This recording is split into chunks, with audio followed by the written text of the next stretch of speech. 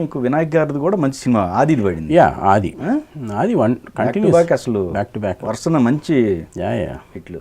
Vinay was ఈ co director for Kranti గారితో cinema చేసాం. ఓకే 9 నెలలు అనే సినిమా చేసాం, దానికి వినయ్ కో డైరెక్టర్.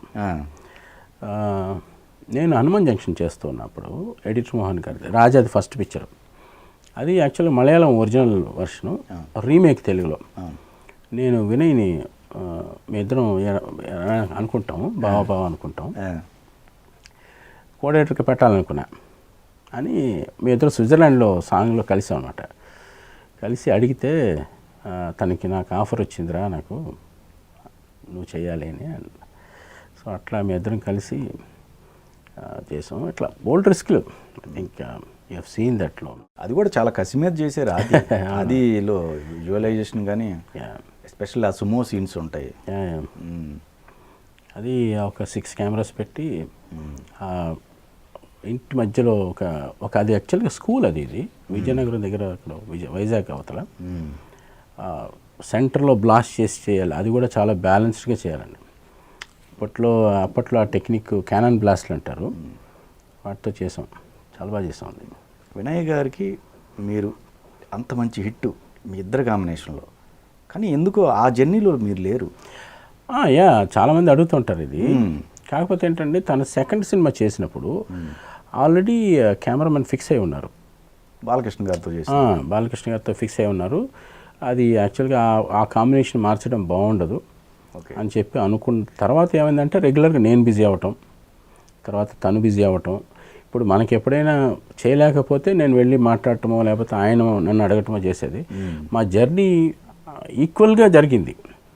సో నేను కూడా డిఫరెంట్ డైరెక్టర్స్తో చేయటం మనకి ఎక్స్పీరియన్స్ బాగుంటుంది అని చేసాం. ఎప్పుడైనా డెఫినెట్గా ఉంటే మళ్ళీ మధ్యలో ఒక్కొక్కసారి వెళ్ళేవాళ్ళం, కలిసేవాడిని, అప్పుడప్పుడు క్లాష్లు చేస్తూ ఉండేవాడిని. ఫస్ట్ డైరెక్టర్గా ఫస్ట్ సినిమా అంత సక్సెస్ కొట్టింది ఇంకోటి కూడా ఉంది, సురేందర్ రెడ్డి గారిది. ఫస్ట్ మూవీ అవుతుంది, మంచి సక్సెస్. మళ్ళీ చేయలేదు, మళ్ళీ అదే కిక్ వచ్చిందండి. నేను చేయాల్సిన సినిమానే. ఓకే, కిక్ సురేందర్ రెడ్డి వచ్చి మాట్లాడాడు, తర్వాత నాకు అడ్వాన్స్ కూడా ఇచ్చారు. తర్వాత నాకు కుదరలేదు. ఏంటంటే ఇదే మెయిన్ సమస్య ఏంటంటే ఎగ్జాక్ట్గా నెక్స్ట్ ఇమీడియట్ చేసేయటం. ఇప్పుడు డైరెక్టర్ అతను ఒకడే తర్వాత గ్యాప్ తీసుకుని ఆయన చేస్తాడు. ఓకే, ఆ గ్యాప్ టైంకి నేను ఫ్రీగా లేను, అంతే తప్పితే వేరే ఏం లేదు. సో ఇప్పుడు లెజెండ్ చేసాం, తర్వాత ఒక 3-4 సినిమాలు గ్యాప్ వచ్చింది, మళ్ళీ ఇప్పుడు అఖండ చేసాం, మళ్ళీ చేయొచ్చు. సో అంతే తప్ప వేరే పర్టికులర్ రీజన్స్ ఏం లేవండి నాకు తెలిసి. ఈ మధ్య ఇప్పుడు మీరు కొన్ని సెలెక్టివ్ సినిమాలు మాత్రం ఎంచుకుంటున్నారు. అంతకుముందు ఏంటంటే కొన్ని ఫ్రెండ్షిప్లో కావచ్చు, కొంతమంది అడిగిన వాటికి కూడా మీరు వెళ్ళటం వల్ల ఈ డేట్ల అడ్జస్ట్మెంట్ అనుకోవచ్చు. ఇట్లాంటివి మంచి సినిమాలు మిస్ అయినాయి. అంటే మంచి సినిమాలు సెలెక్టింగ్ అంటే నాకు బాగా ఇష్టం అండి. బేసిక్గా స్క్రిప్ట్ అంటే భలే ఇంట్రెస్ట్. అంటే డైరెక్టర్ కరెక్ట్ అయిన స్క్రిప్ట్ ఉంటే మనం దాన్ని బాగా ఎలివేట్ చేయొచ్చు అనేది ఉంటుంది. ఎక్కువ మనకి నచ్చంది ఏదైనా ఉన్నా నేను పెద్దగా దాని మీద ఇది చూపించను, కాబట్టి నెమ్మదిగా పక్కకు వచ్చేయడమో లేకపోతే కూడా చేస్తుంటా. దట్ వాళ్ళు హర్ట్ అవ్వకూడదు కదా అని. సో మనం చెప్పలేం కదా, వన్స్ ప్రాజెక్ట్కి వెళ్ళిన తర్వాత మనం ఏం మాట్లాడలేం కదా. దాంట్లో ఏముందో అది మనం జస్టిస్ చేసి రావాలి. అలా కొన్ని సినిమాలు కూడా పోయినవి ఉన్నాయి. సో మోస్ట్లీ నేను సెలెక్ట్ చేస్తాను, నాకు అది ఒక ఇష్టమైన పాయింట్. మరి ఆ సెట్లో ఎలా ఉంటుంది మీరు? అంటే కాంప్రమైజ్, ఇంకా ఇంటర్నల్ సాటిస్ఫాక్షన్ ఉండదా మీకు అప్పుడు? ఇంటర్నల్ సాటిస్ఫాక్షన్ అంటే డెఫినెట్గా దాన్ని ఎంతవరకు మనం జస్టిస్ చేయాలో అది చేస్తాను. దాని తర్వాత పెద్దగా అంటే ఇంకా రిజల్ట్ మించి ఒక్కోసారి మనం అనుకుని కూడా తప్పవచ్చు కదా. ఓకే, నేను అనుకున్నవే బాగుంటాయని అనుకోవడానికి కూడా లేదు. సో అలా ఉంటుంది. మోస్ట్ నేను ఇంట్రెస్ట్ ఉన్న సినిమాలు ఎక్కువ ఇన్వాల్వ్ అవుతాను. సో అంటే ఇన్వాల్వ్ అంటే లైటింగ్ ప్యాటర్న్స్, డిజైన్స్ ముందే అనేసుకుని ఈ కలర్స్ ఇవి బాగుంటాయండి. ఎందుకంటే మంచి సినిమాలు చేసేటప్పుడు మనం ఎంత చేస్తే అంత బాగుంటుంది. సో అది పూర్తిగా నమ్మేస్తాను నేను. వన్స్ స్క్రిప్ట్ తెలిసిన తర్వాత పూర్తిగా జర్నీ చేసేస్తాను. ఓకే, ఇంకా నాకు ఎవరు చెప్పక్కర్లేదు, నేనే వెళ్ళిపోయి నేనే మాట్లాడి అన్నీ చేసేస్తూ ఉంటాను. సో అది కొంచెం ఎక్కువ ఉంటుంది. కృష్ణవంశీ గారిది మురారి తర్వాత గ్యాప్ వచ్చింది మీ ఇద్దరి మధ్య. బట్ మళ్ళీ మీరు కలుసుకుంది శ్రీ ఆంజనేయకి కలుసుకున్నారు.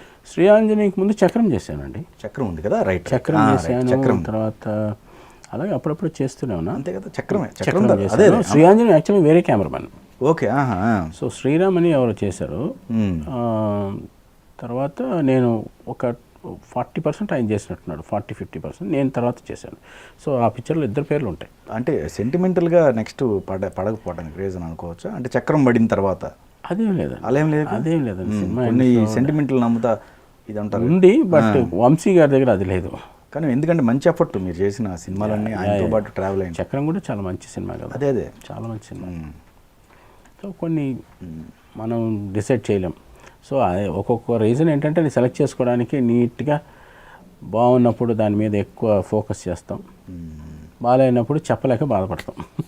కానీ మీరు చేసిన సినిమాల్లో ఖచ్చితంగా నంది అవార్డు, కృష్ణవంశీ గారి సినిమాల్లో ఖచ్చితంగా కొన్ని సినిమాలు నంది అవార్డులు వచ్చేస్తాయి. అవును, అట్లానే కొంతమంది డైరెక్టర్లు ఆది కావచ్చు, లేకపోతే కొన్ని సినిమాలకు సంబంధించినవి కూడా. కానీ మీకు మున్నాకు వచ్చింది. మున్నా రావటం అనేది నేను కాదంట్లా, బట్ మున్నాకి ముందు కూడా మీకు రావాలనేది అది మున్నాకు వచ్చింది, సంతోషపడ్డాను. కానీ మురారికి రాలేదని మాత్రం చాలా బాధపడ్డా. నేను అది వంశీతో ఎక్స్ప్రెస్ చేశాను. చేస్తే తను ఒక మాట అన్నాడు, ఆడియన్స్ యాక్సెప్ట్ చేశారు కదా, అదే నీకు పెద్ద అవార్డు రా అన్నాడు. సో అవార్డ్ అనేది మనకు ఒక ఎంకరేజ్మెంట్, బట్ మనకి సెల్ఫ్ సాటిస్ఫాక్షన్ ఉంటుంది కదా, అది తను చెప్పాడు ఆయన, అవన్నీ వదిలేరా, మనం చేసుకుంటూ వెళ్ళిపోవాలి అంతే. సో అక్కడ అది రాలేదని మాత్రం చాలా బాధపడ్డా. సో దానికంటే ఆ ఇయర్ బెటర్గా, మనకంటే బెటర్ నా సినిమాకి ఇచ్చి ఉంటే పోయేది అని మనకుంటుంది కదా. So that's what I felt, but I'm happy. ఒక పెద్ద సినిమా చేసిన తర్వాత మళ్ళీ ఎవరన్నా పిలిస్తే మరి అది అభిమానంతో వెళ్తుంటారో ఏమో, కొన్ని చిన్న సినిమాలు కూడా ఒప్పుకోవడం జరుగుతూ ఉంటుంది. కానీ కొంతమంది ఒక స్టాండర్డ్కి వెళ్ళిన తర్వాత ఆ రూట్లోనే ప్రయాణం చేద్దాం చూస్తుంటారు. మీరు అది అక్కడ అది బ్యాలెన్స్ చేసి ఇప్పుడు చేస్తున్నట్టున్నారు, ఇప్పుడు సెలెక్టివ్గానే వెళ్తున్నట్టు. అంతకుముందు ఇప్పుడు ఏంటంటే ఇప్పుడు సెలెక్టివ్గా వెళ్ళటం అంటే ఇప్పుడు బడ్జెట్, ఇప్పుడు నన్ను పెట్టుకుంటే ఆ బడ్జెట్ ఇవ్వాలి, ఇది చేయాలనుకుంటాం. ఇప్పుడు కొంచెం డెఫినెట్గా ప్రొడక్షన్ వాల్యూస్ ఉండాలి, ఎందుకంటే ప్రొడక్షన్ వాల్యూస్ అంటే వాళ్ళు ఎఫర్ట్ చేయగలగాలి. So quality is nothing but budget and my directors space, working space ఉండాలి.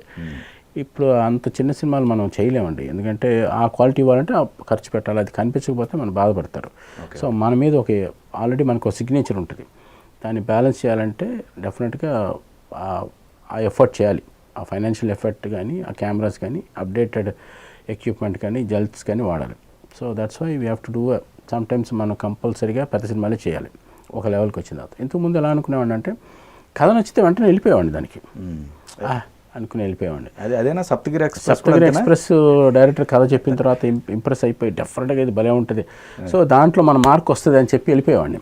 అప్పుడు పెద్ద సినిమా చేశారు, 2 పెద్ద సినిమాలు చేసిన తర్వాత ఇమీడియట్గా చేశాను. అదే చాలా మంది తిట్టేవాళ్ళు, అసలు ఎందుకు చేస్తుంటారు చిన్న సినిమాలని. సో అదొక ఎక్స్పీరియన్స్ అండి. చిన్న సినిమాలో ఏముంటుంది, కొంత మనకి ఏమవుతుందంటే మనకి ఎక్కువ మన ఫ్రీడమ్ ఉంటుంది చిన్న సినిమా చేయటంలో. ఓకే. సో పెద్ద సినిమా అనేది ఒక ఫిక్స్డ్ ట్రేడ్ మార్క్ ఉంటుంది, దాన్ని ఆ పారామీటర్ దాటి మనం వెళ్ళలేం. రైట్. సో కమర్షియల్, యాక్చువల్గా నాకు ఆర్ట్ బేస్ ఫిల్మ్స్, తర్వాత యాంటిక్ స్టైల్ బాగా ఇష్టం. అది కమర్షియల్ సినిమాలో మనకి కుదరదండి. Commercial film is different and art form is different. Okay. And classics అన్ని వేరే ఉంటాయి.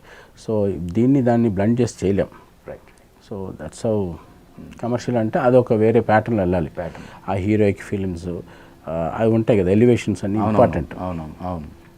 సో అది చేసి తీరాలి, ఎందుకంటే అది చేస్తేనే ఆ కథకి అది ఎలివేట్ అవుతుంది. That's how commercial is different and classics and something different.